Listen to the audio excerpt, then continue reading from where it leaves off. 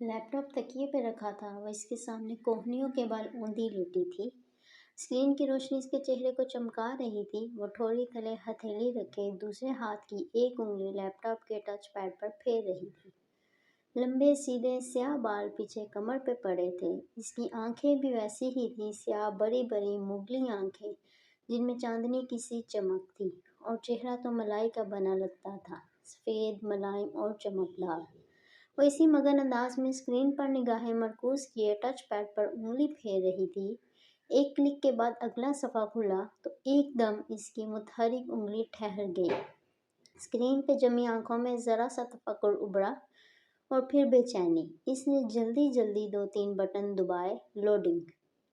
اگلے صفحے کے لوڈ ہونے کا انتظار کرتے ہوئے اسی مضطرب انداز میں اس نے انگلی سے چہرے کی دائیں طرف پھسلتی لٹیں پیچھے کیں۔ چند سیکنڈ بعد صفحہ لوڈ ہو گیا تھا۔ وہ بے چینی سے چہرہ اسکرین کے قریب لائی تو سلکی بالوں کی چند لٹیں پھر سے شانے پہ پھسل کر آگے کو گریں۔ جیسے جیسے وہ پڑھتی گئی، اس کی سیاہ آنکھیں حیرت سے پھیلتی گئیں، لب ذرا سے کھل گئے اور پورا وجود بے یقینی میں ڈوب گیا۔ ڈھیر سارے لمحے لگے تھے اسے خود کو یقین دلانے میں کہ جو وہ پڑھ رہی ہے بالکل سچ ہے، اور جیسے ہی اس کے ذہن نے یقین کی دھرتی کو چھوا، وہ ایک جھٹکے سے اٹھ بیٹھی۔ اس کا سیل فون سائیڈ ٹیبل پہ رکھا تھا۔ اس نے ہاتھ بڑھا کر سیل اٹھایا اور جلدی جلدی کوئی نمبر ملانے لگی۔ رات کی مقدس خاموشی میں بٹنوں کی آواز نے ذرا سا ارتعاش پیدا کیا تھا۔ اس نے فون کان سے لگایا۔ دوسری جانب گھنٹی جا رہی تھی۔ ہیلو زارا، شاید رابطہ مل گیا تھا۔ تب ہی وہ دبے دبے جوش سے چہکی، کیسی ہو؟ سو تو نہیں گئی تھی؟ یا بول رہی ہوں۔ دوسری طرف اس کی دوست کچھ کہہ رہی تھی۔ وہ لمحے بھر کو سننے کے لیے رکی، پھر دھیرے سے ہنس دی۔ ساری باتیں چھوڑو زارا، میرے پاس جو بڑی خبر ہے وہ سنو۔ اب وہ عادتاً سیاہ بالوں کی ایک موٹی لٹ انگلی پہ لپیٹتی کہہ رہی تھی، اور تم یقین نہیں کرو گی، میں جانتی ہوں۔ ارے نہیں، داور بھائی کی شادی کے متعلق نہیں ہے۔ دوسری جانب زارا نے کچھ کہا تو اس نے فوراً تردید کی، بلکہ یوں کرو تم گیس کرو کہ میں تمہیں کیا بتانے والی ہوں۔ اس نے ایک ہاتھ سے لیپ ٹاپ پر پڑے کیا اور تکیہ نکال کر بیک گراؤنڈ کے ساتھ سیدھا لگایا، پھر اس سے ٹیک لگا کر پاؤں سیدھے کر لیے۔ ساتھ ساتھ وہ نفی میں سر ہلاتی زارا کے کہے اندازوں کی تردید بھی کرتی جا رہی تھی۔ نہیں، بالکل نہیں، ایسا تو ہے ہی نہیں۔ ارے میری شادی وغیرہ نہیں ہو رہی، جی نہیں، ارم کی بھی نہیں ہو رہی۔ سیریسلی زارا، تمہاری سوچ بس یہیں تک ہے؟ اب کان کھول کر سنو، تم وہ اراسمس مینڈس ایکسچینج پروگرام یاد ہے جس کے لیے ہم نے اپلائی کیا تھا؟ کین یو بلیو اٹ زارا کہ مجھے یورپی یونین نے اسکالرشپ کے لیے سلیکٹ کر لیا ہے؟ دوسری جانب زارا اتنی زور سے چیخی کہ موبائل کا اسپیکر آف کرنے کے باوجود اس کی چیخ سارے کمرے میں سنائی دی۔ بالکل سچ کہہ رہی ہو زارا، ابھی 15 منٹ پہلے مجھے یونیورسٹی کی طرف سے میل ملی ہے۔ اس نے ساتھ ہی ایک ہاتھ سے پڑے لیپ ٹاپ کا رخ اپنی جانب موڑا اور سر آگے کر کے غور سے دوبارہ دیکھا۔ ہاں، 15 منٹ پہلے ٹھیک 9:30 بجے سلیکشن کی میل آئی ہے۔ تم بھی چیک کرو، تم نے بھی اپلائی کیا تھا، تمہیں بھی میل آئی ہوگی۔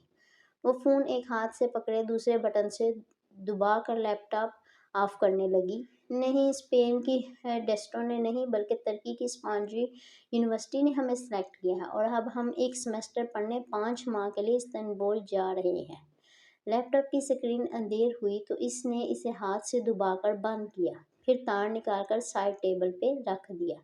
ہاں، میں نے اسپانجی کو نیٹ پہ دیکھا ہے، بہت خوبصورت یونیورسٹی ہے، مگر وہ لمحے بھر کو خاموش ہو گئی۔ دوسری جانب سے غالباً استفسار کیا گیا تو وہ گویا ہوئی، بس ایک چھوٹا سا مسئلہ ہے، لیکن ہم اس کے بارے میں اپنی فیملیز کو آگاہ نہیں کریں گے۔ دھیمی آواز میں بولتے ہوئے اس نے گردن موڑ کر بند دروازے کو دیکھا۔ دراصل اسپانجی میں لڑکیوں کے ہیڈ اسکارف پر پابندی ہے، ادھر سر ڈھکنا منع ہے۔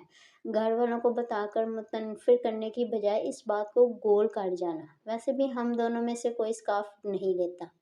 اسی پل کھڑکی کے اس پار کچھ کھڑکا تھا۔ وہ چونک کر دیکھنے لگی۔ قد آدم کھڑکیوں کے آگے بھاری پردے گرے تھے، البتہ پیچھے جالیاں کھلی تھیں۔ شاید اس کا وہم تھا۔ وہ سر جھٹک کر فون کی جانب متوجہ ہو گئی۔